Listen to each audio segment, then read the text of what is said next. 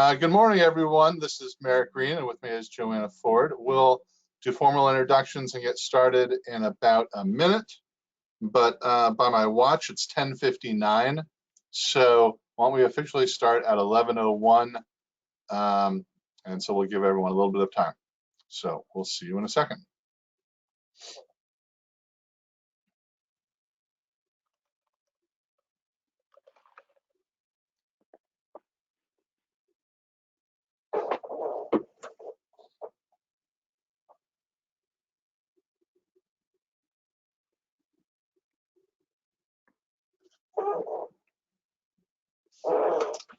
All right, well, I think now by my phone, it is officially 11:01. So why don't we go ahead and get going. As I said, my name is Merrick Green. I'm the founder and managing partner of the law firm General Counsel PC. Joanna, do you want to introduce yourself? Sure. Good morning, everyone. Thanks so much for joining us on Cinco de Mayo.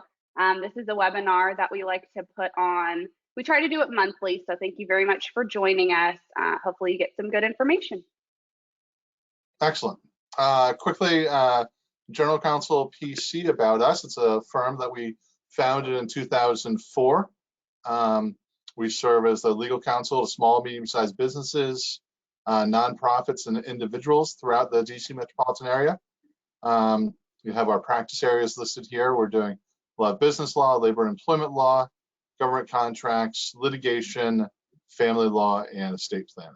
So thank you for coming here to watch this webinar today on the family law issues. If we can help you on anything else, please do not hesitate to let us know. Joanna, do you want to talk about your background? Sure. So I am a family law attorney. I have been barred for 10 years this year.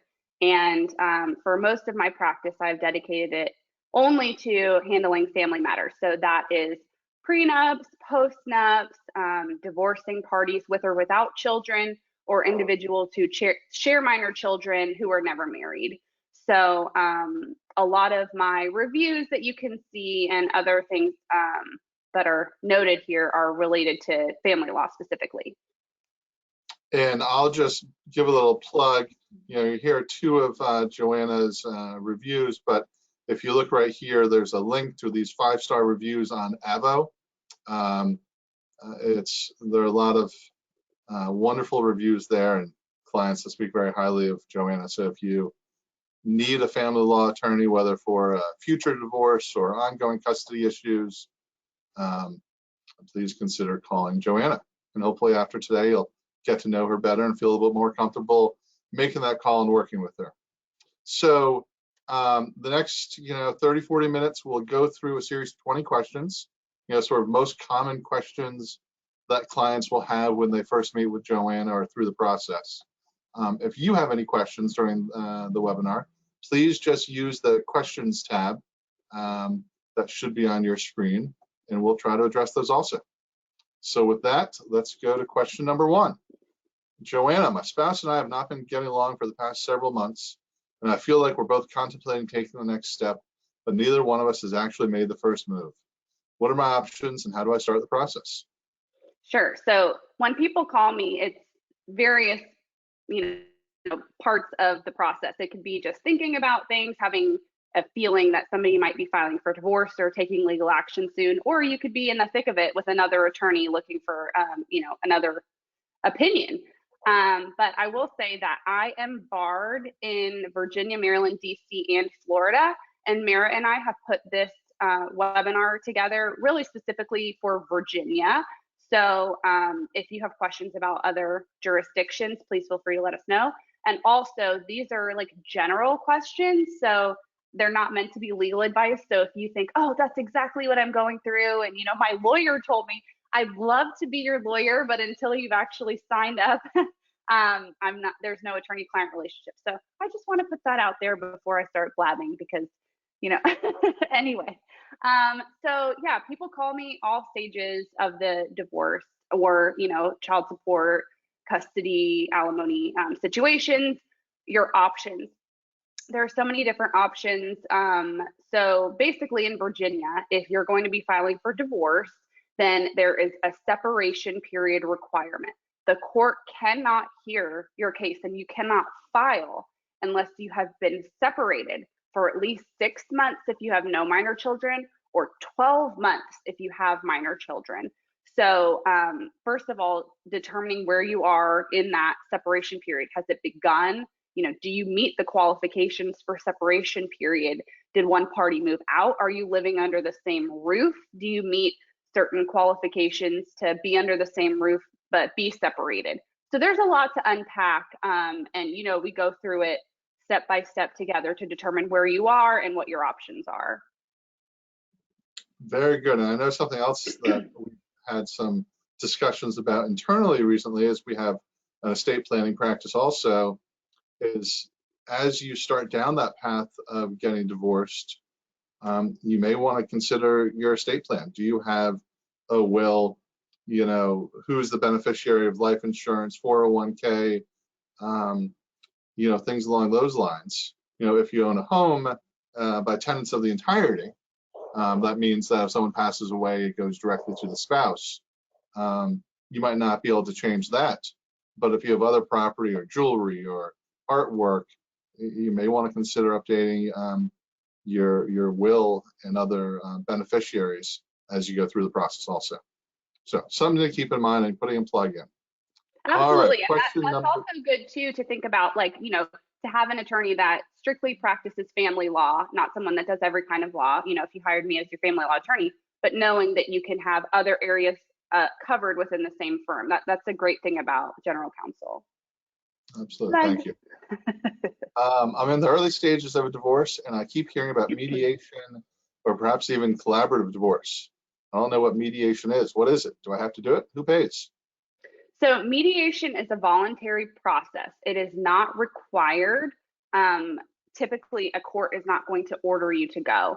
But mediation, I think, can be a great tool that you, your attorney, the other party and their attorney, if they have one, and a mediator who is a neutral third party that is versed in the law. Sometimes it's a family law attorney, sometimes it's a retired judge, but sometimes it's just someone that is qualified to serve as a family law mediator. And they essentially will bounce back and forth from my client in my room and the opposing party in opposing counsel's room to try to help facilitate an agreement.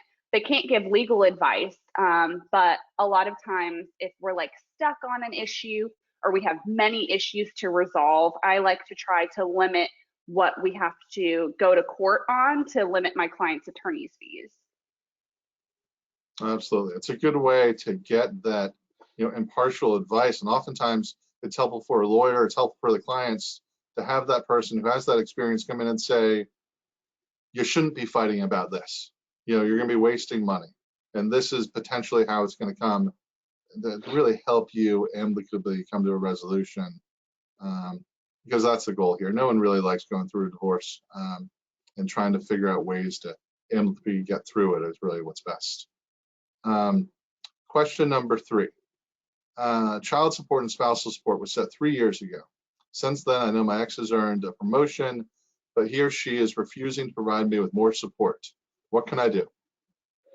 So, something that you can do, depending on where you guys are, we could always send a letter directly to them requesting updated pay stubs, tax return, W-2, all that stuff, 401k statements, whatever it may be that's applicable, and try to give them an opportunity to provide it to us outside of court.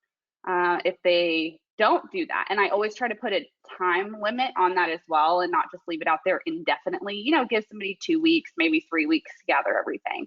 And if not, then we can file a motion to modify child support if it's applicable, and request discovery formally through the court. Now, spousal support is not always modifiable. Like child support is always modifiable so long as the minor child or minor children qualify under the statute, usually under 18 or still in high school, turn 19, but set to graduate, at age 19.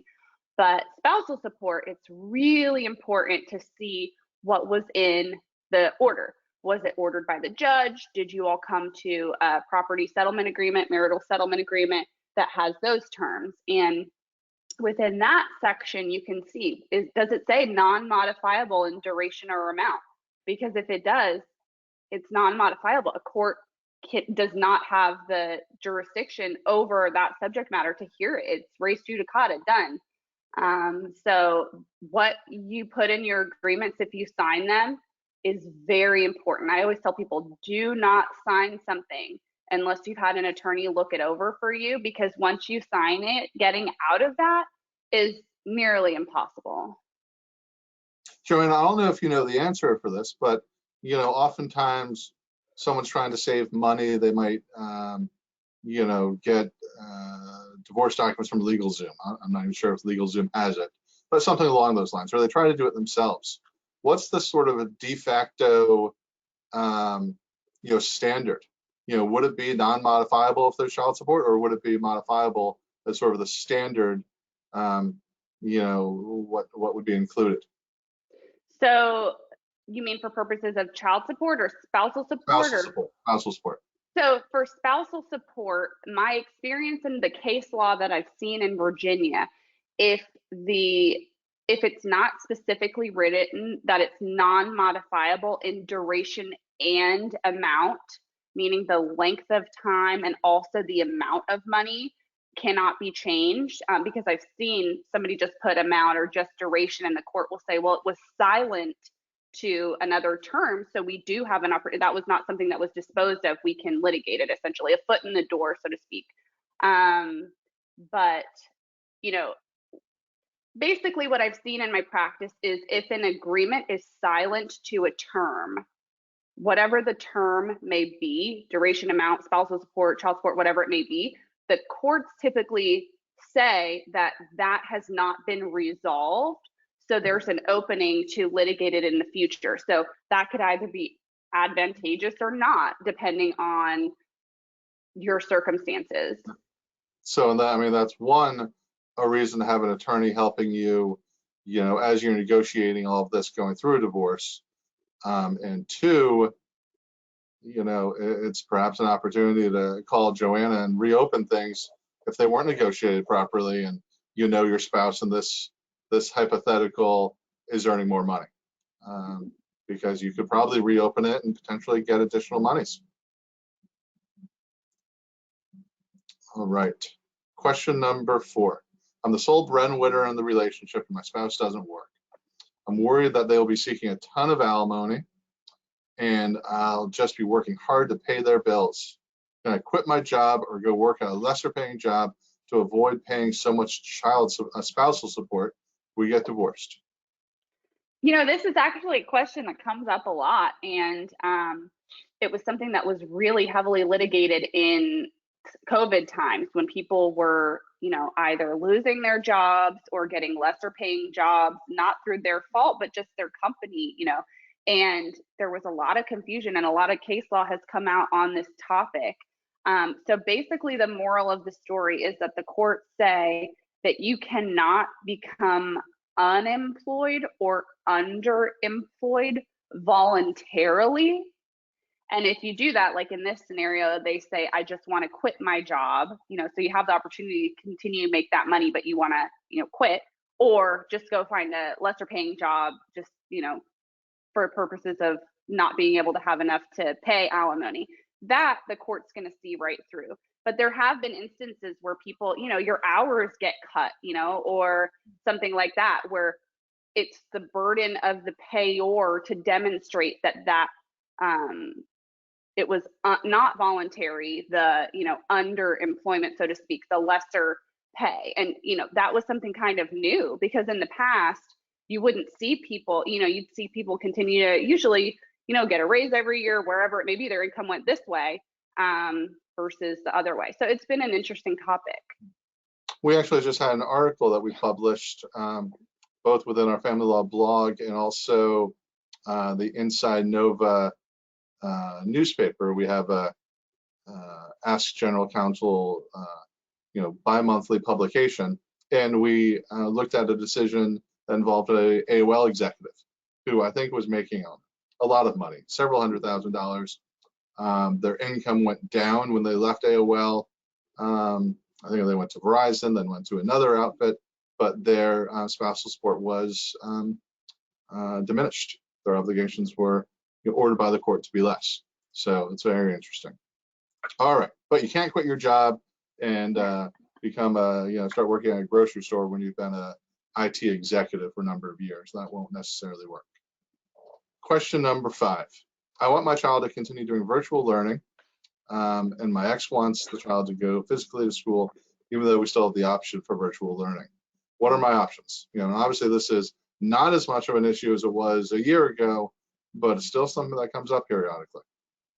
Yeah, I would say with virtual learning, there was never a bright line rule that came out of the courts that if one party wants in person and the other party wants virtual, the answer is, one or the other. So it was really fact specific. We don't really see this too much now. I will kind of plug, since this topic is not as relevant, to say that there's an interesting case I'm watching now, which is super relevant, I feel, and you see quite a bit more in couples now. There's a couple, a husband and wife, that are divorcing, and there is one embryo that they went through IVF and it was fertilized. So it's, half wife, half husband, and the wife has no other eggs, and she could not, that's her only opportunity to have, become pregnant with a biological child. But the husband, soon to be ex-husband, says that would be detrimental to me. We're broken up. I don't want to have a child with her. I want it destroyed. So I'm following that. Maybe I'll switch this out for the next webinar and keep you all updated. But, with all the advances in fertility treatments now, I feel like this is a really hot topic and something to definitely watch how the Virginia courts take advantage, because I really see both sides to that. And I wonder how they're going to determine that answer, just to talk about something. No, it is an interesting issue, and it's something, just sort of thinking as a lawyer, if I represented the fraternity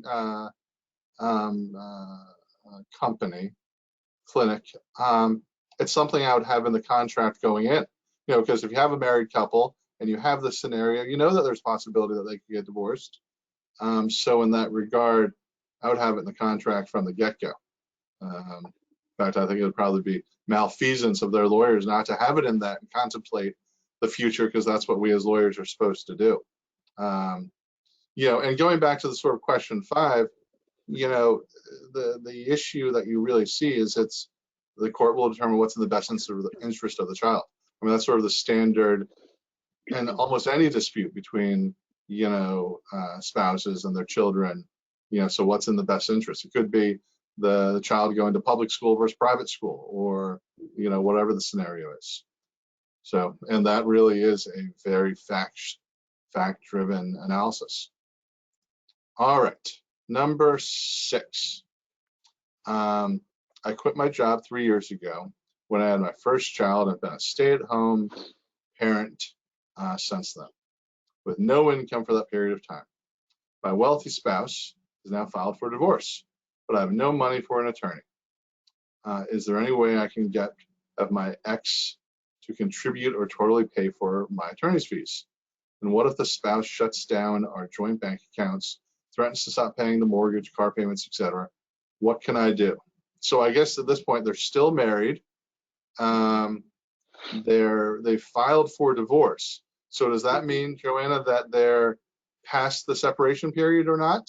Let's maybe in your answer deal with it both ways. Okay. So if they have filed and the separation period has not been met, which you have to specifically indicate in your complaint the date of separation, and then you'll look at the date that it was filed to make sure it either is a 6-month or 12-month period. So if you don't want the case to be pending, I can see how someone could file a motion to dismiss and argue that the court does not have jurisdiction yet because the separation period has not happened. But in this case, if the individual is looking for some financial support quickly, it might be advantageous to allow the case to continue to be pending and active, and file what's called a pendente lite or pendente light motion. And essentially that is asking the court for support to be paid from one party to the other, whether that's spousal support, child support, attorney's fees, just financial support. And it's an interim interim, I think I said that right, order. So, it's basically during the pendency of the matter. We're just getting started or we're in the middle and one party requires support and needs it now before we get to that final order of divorce. So that will say, okay, alimony will be X dollars, for this many years or something like that. So in this scenario, filling in the facts. So 3 children, all under 18. The wealthy spouse moves out and finds a love shack for himself in Tyson's, and they've been separated for 1 month only. So the stay-at-home could file divorce documents. They haven't met the 12-month standard yet. So in that scenario, could the wealthy spouse just file a motion to dismiss that it's been premature and the stay-at-home might not be able to get a penny, couldn't get the pendente light? Unfortunately, because of the separation period requirement, and there are a few things that make it pretty difficult in like this type of sticky situation, this being one of them, that it's just, if we don't meet the requirement for the court to have, the jurisdictional requirement, that the court cannot hear the matter yet. And is there any reason why you, as an attorney representing a party, would allow the court to have jurisdiction if the 12 months have not passed? In this case, if you represented the stay-at-home, I'm sure you'd try to get it, through, but otherwise, I imagine you try to get kicked out. Mm-hmm. And, the judge, like the court, might look at if the date written said a month prior is when the party separated, and then, it's filed and goes through, and then the court sees that, they could issue their own order ex parte dismissing it, saying the court doesn't have jurisdiction. Okay. Well, that's something that, and we've talked about this before, that could be unfair for that, spouse that's still at the home, potentially not have any money, and what Joanna has said that she would do as she sneezes.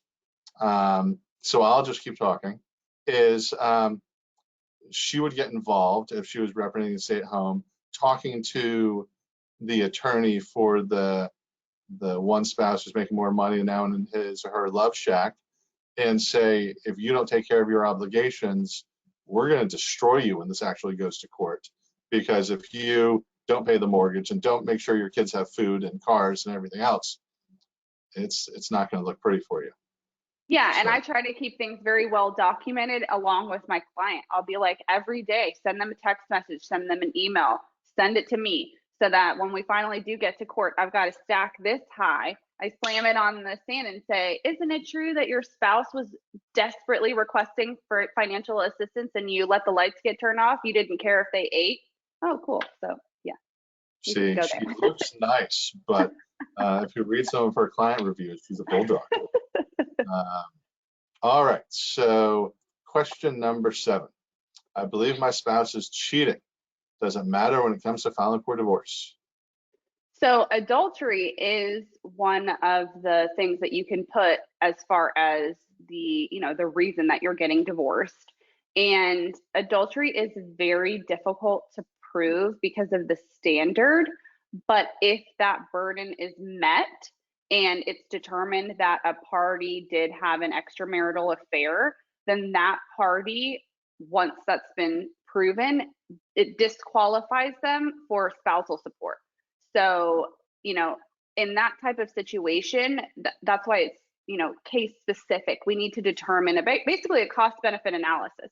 If we're going to spend all the money that you don't have to prove that, someone was cheating, and in the end, nobody would owe each other spousal support, really, what's the difference? Versus if we're talking about a lifetime alimony award that, we know that they were cheating, we can depose people, subpoenas, get text private messages. Investigators. Oh, yeah. So photos. if we need to go there, we'll go there. Mm-hmm. Well, and in that circumstance, it would be tremendously worth it. If you have a 30-year marriage with one spouse making more money than the other, and then the lesser earning spouses cheating, the spousal obligations could be $1 million or more over, 10, 20 years. So that's, I could imagine that's something that you would absolutely want to prove in that circumstance. All right. Question number 8. My boyfriend and I have been living together for the last 15 years. We have joint bank accounts. We bought a house together. But when we bought the house, since I had bad credit, we put it in his name alone. The mortgage is also in his sole name. I've stopped working. I've been taking care of our minor child that we share together. We've never been married and are not currently married. Will I qualify, or am I going to qualify for spousal support? What about joint property? I probably get this once a month, honestly, this type of question, because a lot of people are unmarried and buying real estate, real property together. And on a personal level, I always tell people, don't do that. Because the issue that happens is that you're not married, and if you're both on the mortgage and one party is not paying, whether you're married or not, though, but if you're both on the mortgage, unless you want your credit to get ruined, you'll be 100% responsible. So I guess marriage just makes it more, okay, the relationship is at a certain level, I guess, but not always. Obviously, I'm a divorce attorney. But, just being mindful of that. But as far as spousal support, that award is only available to individuals that were married. So because this scenario says my boyfriend, not my husband, unfortunately, spousal support is not available. However, what about common law marriage? You all often hear about common law marriage, and we're just talking about Virginia here. So what if, their child called them mom and dad, and when they went to the school, it was Mr. and Mrs. Smith, so they held themselves out to be married. They had the joint bank accounts, legally never changed names, legally never married, so could there be a common law marriage there? So there are certain states that do say if you meet these qualifications, like you're describing, amount of time or, things you did, not, merging assets. But in Virginia, there is no common law marriage, and that is a bright line rule. And we have so very few of them. But that is something that unless you were actually legally married, then, spousal support, divorce, all that stuff is not available to you. So yeah, no spousal support. As it relates to the house, you'll all maybe have to file a civil lawsuit, or something along those lines to get any rights. And how about child support though? So child support, you do not have to be married to request child support. That's something that can be married.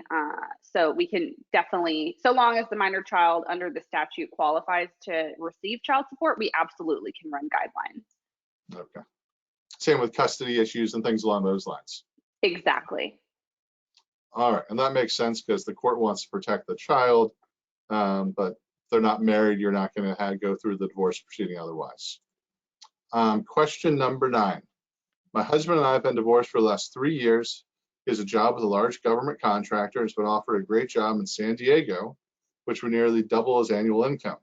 We live here and we're divorced here in Fairfax County. He's remarried, I'm not remarried. Do not want him to move with our child. Is there anything I can do to stop him? So if one party wants to move and there is a custody agreement already in place, then if they want to move more than 45 miles, they have to basically file a request with the court, and that request to move gets served upon the other parent. And then the other parent has a specific amount of time to file an objection if they have an objection. And once that objection is filed, the court has to, they try to do it on an expedited basis. There's no specific amount of time that the court has to, hear the matter, but they try to do it quickly.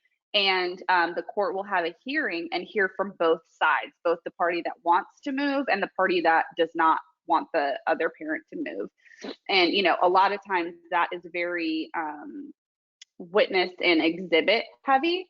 So, talking about family members, how often do you see the minor child? What relationship do you have with them? How would you be affected? How would the child be affected if it went from seeing them, daily to, whatever? Are they involved in extracurricular activities?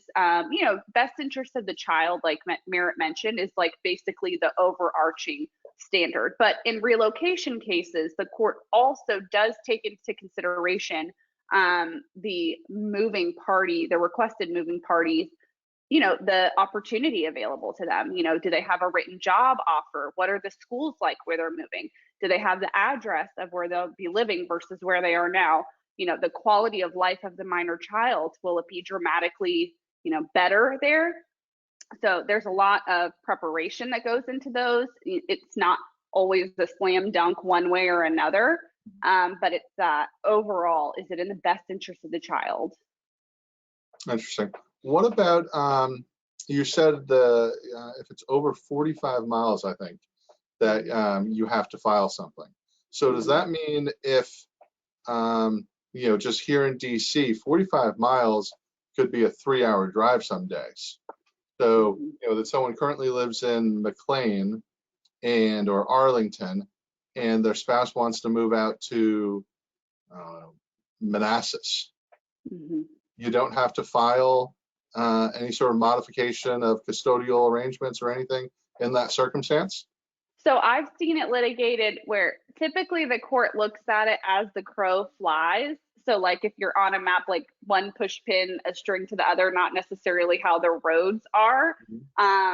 So, sometimes it depends on what maps you're looking at, what 45 miles really is. That they tried to be specific with that, but again, that leaves some loopholes. And especially when you're in a place that there can be a lot of traffic and, just thinking about if there's a joint custodial relationship, the child goes to school in McLean or Arlington, wherever it is, and, one of the spouses moves out to Manassas, and there's transportation issues. It would be a nightmare, getting to the child to school every morning or back to the custodial's home, with other parents home in the evening.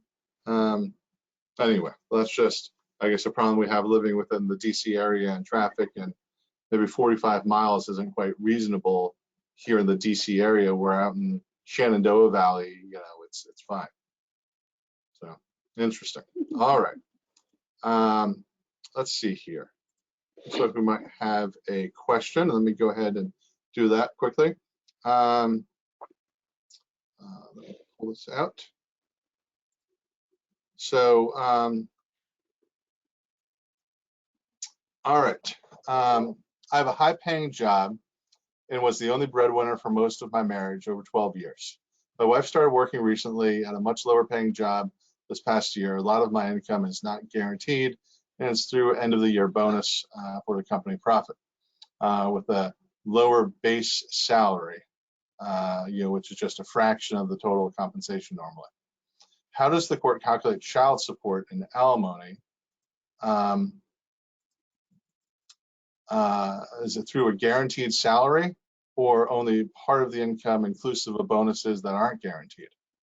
That's a great question. And the statute related to this specifically says that bonuses are included for purposes of child support. So if I was representing the payor, the individual asking the question now, it would be our job to demonstrate to the court that it's not a guaranteed amount. And maybe if we have the past 3 years, 5 years demonstrating that it goes like this, maybe we could do an average rather than last year if it was very high.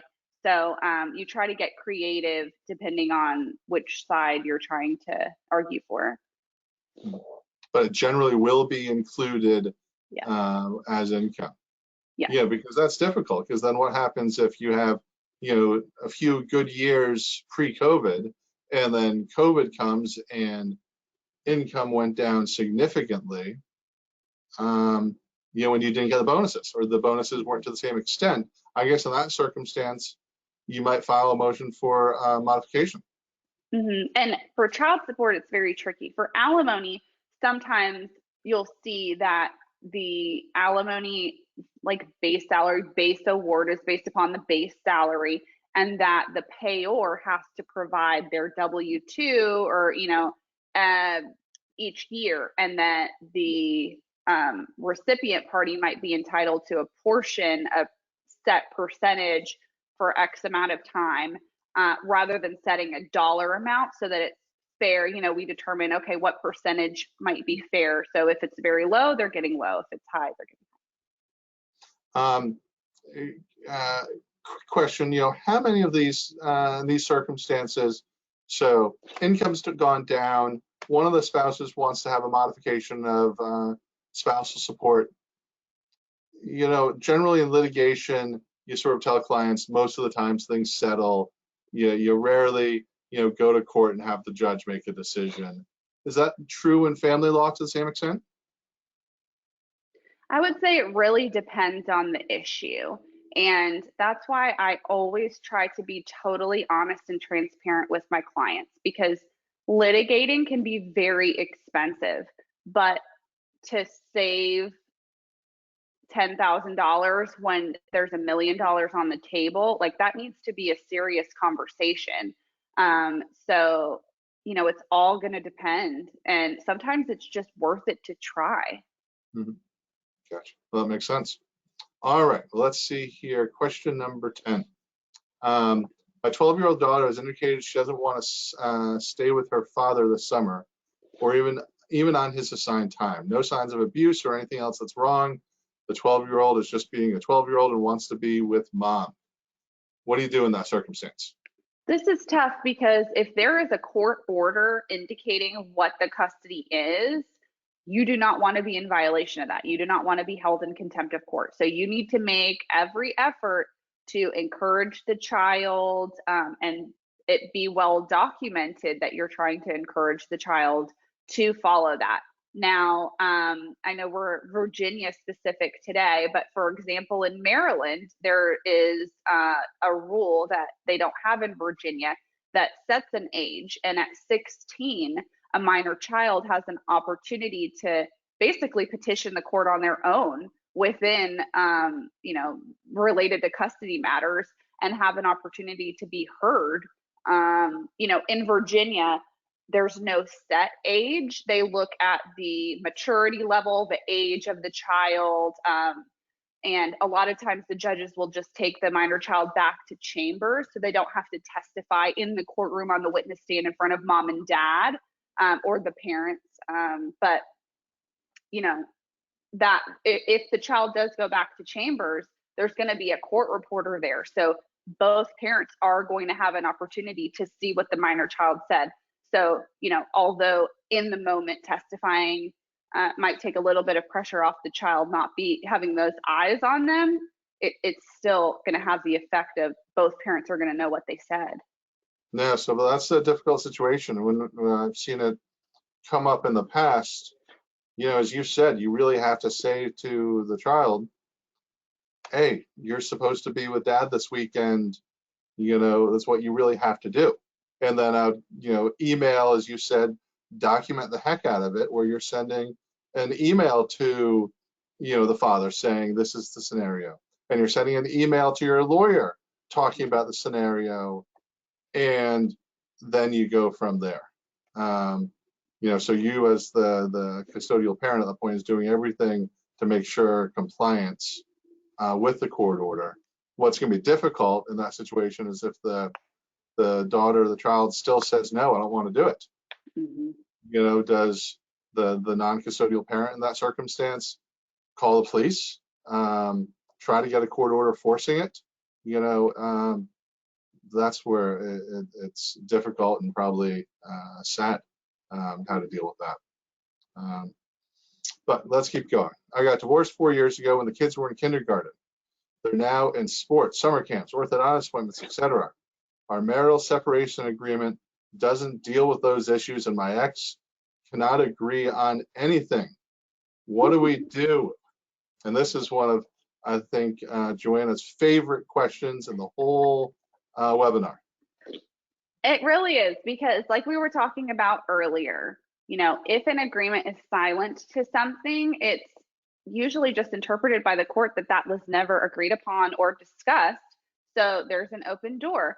That's why my agreements are way longer, because through the years, I've just seen different topics. Even if, it seems silly or it doesn't seem applicable now, I try to anticipate things. I think that the best parenting plan, or, marital settlement agreement that has custody and all expenses related to children, it's drafted, everybody signs, and then even if everybody's getting along right now, in the future, it can answer questions as they come up. And also, a lot of times people are going through this when children are really, really little. So now, just like this, they were in kindergarten, now they're in sports. So you need to make sure that your agreement anticipates future issues, so that you're not having to go back to court and rehire an attorney every time something new comes up. I've seen it so many times where, it doesn't deal with summer camp, because the kids were in kindergarten and it wasn't even contemplated. Or at that time, there was a stay-at-home spouse who was taking care of the kids. So, schooling in kindergarten wasn't relevant. Or, who pays for the orthodontist? Medical might be included, but that orthodontist isn't included in medical. Or, are they putting any money away towards college? These are all things that should be addressed, that because a lot of times it's 10, 15 years in the future, when clients come to us, often they're not addressed within agreements. And it's a failure either. It's just a failure. Let's leave it at that. So it's not anticipating. So another reason why you need Joanna to help you out. All right, my fiance proposed to me last week, and this week I was provided a prenuptial agreement. I'm hurt and confused. What should I do? And I know you just, I think, finished working on a similar situation, although I don't know if anyone was hurt and confused in that situation, but what do you do? Well, prenuptial agreements are much more common than they used to be. And sometimes it's people that you might even not have a lot of assets right now. Just how I was describing, I want my parenting plan to anticipate now and then in the future. You guys might say, well, my aspirations are to open a business or to do whatever it may be.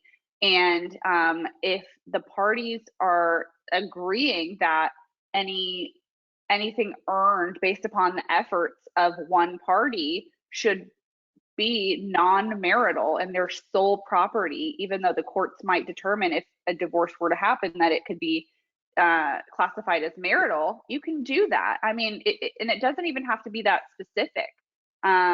You basically, what you do in a prenuptial agreement is you do a full disclosure of assets and liabilities as they are now, and then you describe in the future, basically, if a divorce were to happen, what the distribution of assets and liabilities that you would want to be. You can put a table in there: if we're married for this many years, this would be alimony. So you have a lot of control there. It's a good tool. And I think we see it oftentimes in a few different scenarios. One is blended families. You'll have certain obligations, liabilities, or you have blended families coming in, and that might be a good time to have a prenup.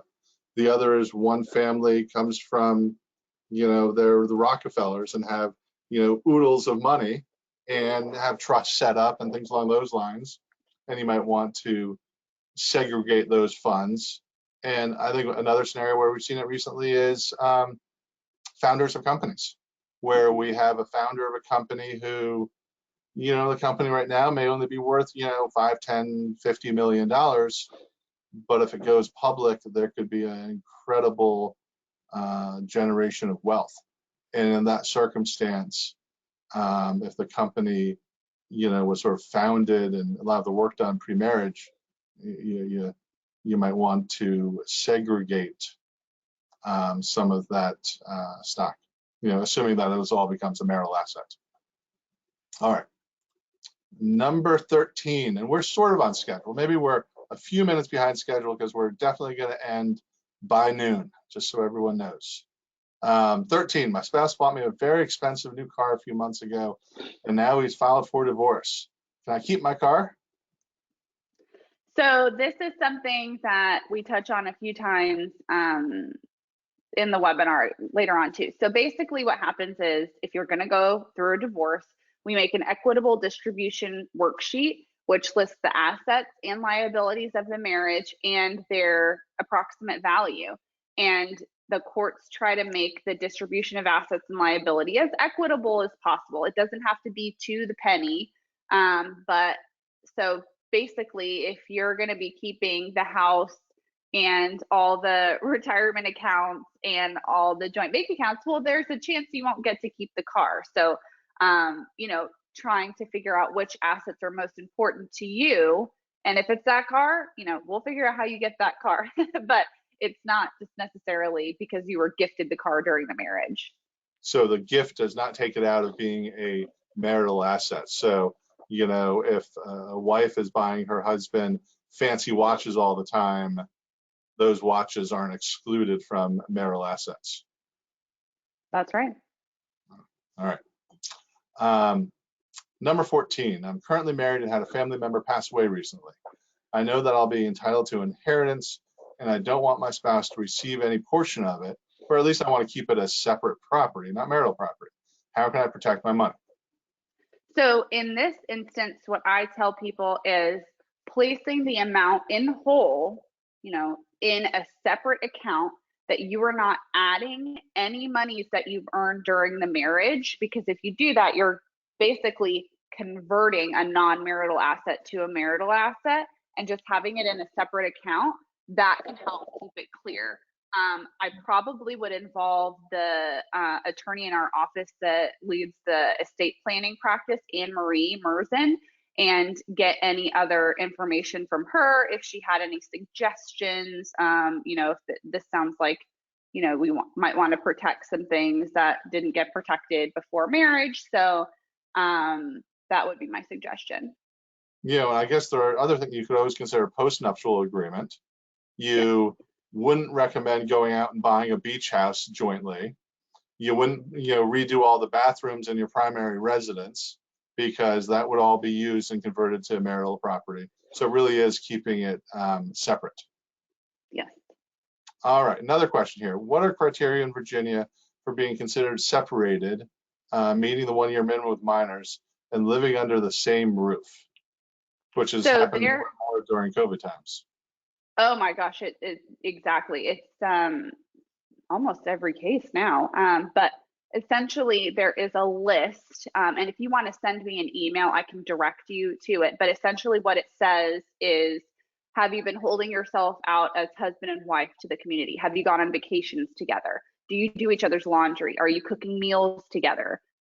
You know, how integrated are your lives, even though you're under the same roof? Because essentially, traditionally, one party would move out, and that move out date would start the separation period. But because so many parties will remain under the same roof, you know, you don't have the opportunity to cook meals together and, you know, go run errands and be out and about together like that. They're just trying to have the proof that, you know, you're living separately but apart, separately but together.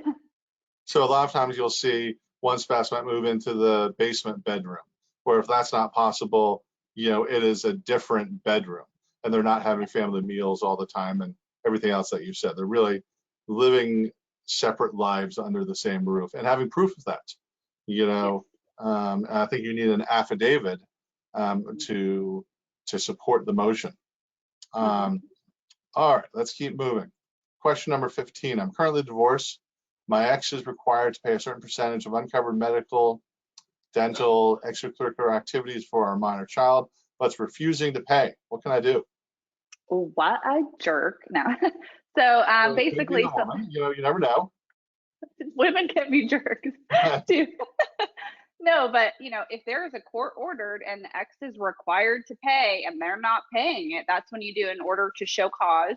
You have a hearing. Now, the kicker here is proving that they are in willful contempt, because that is what is required in this case. So if they can demonstrate that it was not willful, whether they don't have the money, and that wasn't their fault. You can get into a little bit of tricky waters, but if you have an order saying somebody was required to pay and they're not paying, you absolutely should go to court and get that back. And likely you would be awarded your attorney's fees, because but for their non-compliance, you wouldn't have had to spend attorney's fees. If the non-payer spouse is receiving child support or alimony, can you just do an offset? You cannot. The courts have said that you cannot do an offset, but having that detailed documentation demonstrating that you have made your payments timely and complete, and that to me, that is a straight up demonstration of typically that it is willful, because you can demonstrate that they are receiving funds. And even if they're not able to pay the complete amount, if they're not paying anything, that's a big problem if they're receiving funds. Yeah, I know sometimes that's frustrating for folks that are owed hundreds or thousands of dollars, still being forced to pay alimony or child support, and they want that offset, and they don't like hearing, no, you got to keep paying. All right, I've been married for 50 years. I went ahead. And now it's over. Yeah, I've been married for 50 years and been working my entire marriage. I have a significant retirement account and want to know what's going to happen to it if I get divorced. So the courts in Virginia typically will say that the other spouse would be entitled to 50% of the other spouse's retirement account from date of marriage through to date of separation. And that's also plus or minus gains or losses. So what I like to do in this situation, it sounds like I wouldn't need from 50 years ago date of marriage if he's been working there or she's been working there the entire time. So I would ask for a statement from date of separation, and then as close to either date of trial, or if we're preparing a settlement agreement, and determine if there have been gains and losses, not through additional contributions, but just market changes, because that's what you're supposed to consider. So it's a marital asset that's subject to division like other marital assets, and can it be contributed to the other spouse in some manner? Oh, so there is a document referred to as a quadro, QDRO, qualified domestic, prepared, and it is sent to the judge, and the judge signs off on it, provided to the plan administrator, and the transfer from one retirement account to the other retirement account is a non-taxable event. However, something very important to remember is that when the recipient or the payor, pulls money out, that is going to be a taxable event likely. So it's important to talk to CPA or a tax professional, because if you're thinking, okay, I need X dollars to meet my bills, be comfortable, and this is what I'll take, that's the amount you receive, but then 30% or whatever it may be is taken out, you really need to think through it. Yeah, and for folks in the military retirees, very similar issues dealing with military pensions, disability payments, and how that is apportioned in a divorce, and outside the scope of what we're dealing with now, but it's an issue that we see with some regularity, and we see it litigated with some regularity also. Yes, and there's been some case law activity on that too. The all-day family law seminar that I just attended basically had an entire section dedicated to military individuals that are retired, either receiving disability or not, and what portion of that would be on the table as far as a support obligation. Question number 17, I think we've already talked about a little bit, how to sort of prepare for a potential custody battle, and you just said document. This was when the spouse wasn't necessarily providing monies pre-divorce. Any other sort of quick advice there, since we have 6 minutes left? Someone could also have a journal, or a note in your cell phone that you're typing, that each time, for example, the other party is late to pick up the minor child, just jot down the time. So just how we were talking about having all that documentary evidence to slam on the table, we, on the stand, how often does the other party pick up the child on time? Well, really never. Well, would you say it's, 5 out of 6 times a week they're late? Yeah, I would. And how did you come to that conclusion? Well, for the last 6 months, I have been writing it down. And then I can basically provide a summary to the court with the backup documentation. Boom. Yep, and send yourself emails even. That way, you have the date stamps. You want those contemporaneous notes. All right, this is, I think, one of Joanna's favorite questions also. My spouse is really sneaky and untrustworthy. I know that he or she is hiding assets. I've never had access to financial information during our marriage. I'm afraid they aren't going to live up to all their, give up all the financial documentation. I won't receive my fair share in any divorce. What can be done? So this is something where the rules of discovery are our friend. We're doing requests for production, requests for admissions, interrogatories, third-party subpoenas, depositions. We do it all. So basically, any financial institution that you think that they have any involvement, let's send a third-party subpoena and see if we get any documentation back. We can have a lot of fun. Joanna's, we've done this webinar once or twice in the past, and one time she said, and if the grandmother gave money, we'll depose the grandmother. So I will depose a grandma. That is true. So there are ways to follow the financial trails to find all the monies. Number 19, excuse me. We've been married, been divorced for 3 years. Ex is successful, new spouse is successful, makes a ton of money. They moved into a fancy new home, new cars. Former spouse is refusing to pay additional child support or spousal support. So we've touched on this a little bit, but why don't you flesh it out a little bit more, Joanna? This is also a very tricky situation because technically the new spouse's income is not factored in when you're running your child support. There has been case law in the past that says if the payor party has been receiving in-kind payments, for example, on their income and expense sheet, if you provide one, if it says that I have X dollars to pay for the mortgage or rent per month, and that gets factored in somehow, and they no longer have to make that payment. Obviously, that's additional money that they have each month that should, be factored in, but it can get pretty complicated. So that's a very fact specific, and, we'd need to go into detail to figure out the best way to handle that. Yeah, both for child support and then spousal support, and it also goes then to, is it non-modifiable spousal support or otherwise? Exactly. And then, our gorgeous piece of artwork. And then we have 1 or 2 questions from the audience still that we'll get to in the final 2 minutes or so. So we want to keep the artwork. What do we do?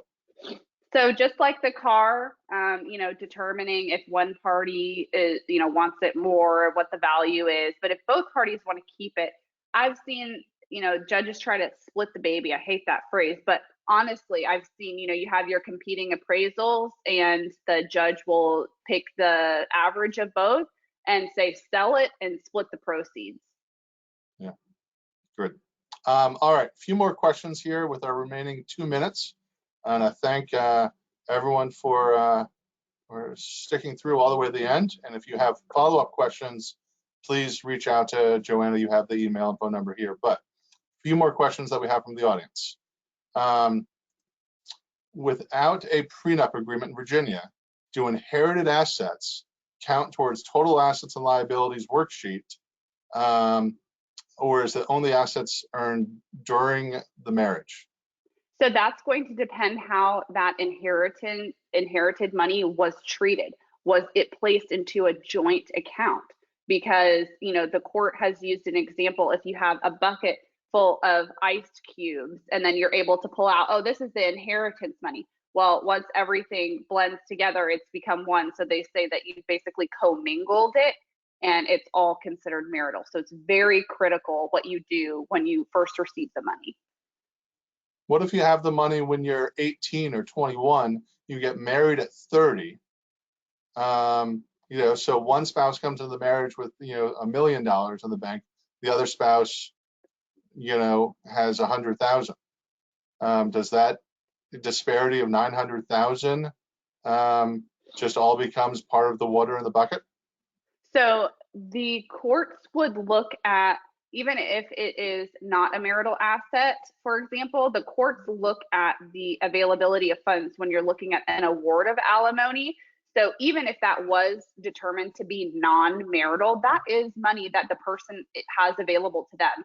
So if you got $100,000 and $1 million, but the $1 million person makes minimum wage, and the $100,000, you know, in the traditional sense would owe money to the lesser earning party, the courts will take into consideration other assets, even if they are non-marital, available to them. What about just distribution, equitable distribution of the assets? Again, it's going to depend how the accounts were treated, but if money that's earned during the marriage is deposited into the account that contains that inheritance money, I've seen the court say that that's been commingled. So you really do have to be careful in that regard. All right, and the last question, I think, is I'm a male and larger than my wife.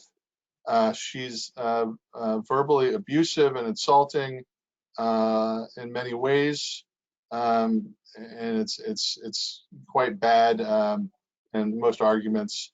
Rare occasions she's been physical, and this is something that you see often, and it's sort of hard to deal with. What's the best way to document that in case of separation and divorce? I feel I'd be at a significant disadvantage in court being a larger male trying to prove that I'm a victim of abuse. I mean, it's tough because if you want to get that videotape documented evidence, you know, that's better than the he said, she said, especially if one party is a lot larger and you'd think, oh, you know, how could that be that the smaller party is harming them? But the issue with recording someone in Virginia without, you know, first they need to know that they are being recorded, and second, they need to consent to it. But I was just talking about this yesterday. So essentially, if we have these recordings and we attempt to get them in a courtroom setting, then essentially it would be up to either the judge or opposing counsel, because if they don't object, we're going to get that in.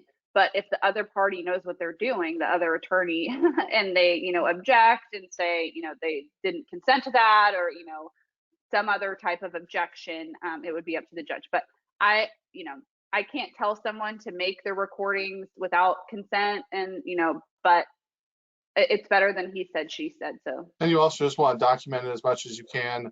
So if you don't have a recording, you take pictures if you were scratched or something along those lines. Or you might have witnesses, you might have friends or family that sees some of the interactions. And if you don't have that, you send an email to yourself saying, just want to document, I just had an argument and you know, my spouse did X, Y, and Z. Absolutely. And maybe taking a video of yourself demonstrating today is May 5th at 12 whatever, and I got into you know, this is the injury I sustained. Excellent.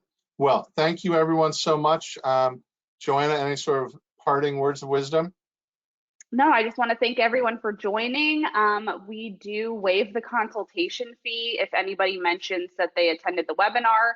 So feel free to reach out to me privately. My email address is there. My phone number is there. I'd be happy to talk to you. And if you have just questions and want information, I am definitely here to help. Great. And the last thing I'll say is, if you are looking for a family law attorney, Joanna's wonderful. You can type in her name and AVO, AVVO, to read any client reviews she has. And thank you all so much, and take care and good luck. Thank you. Now I have to figure out how to end it.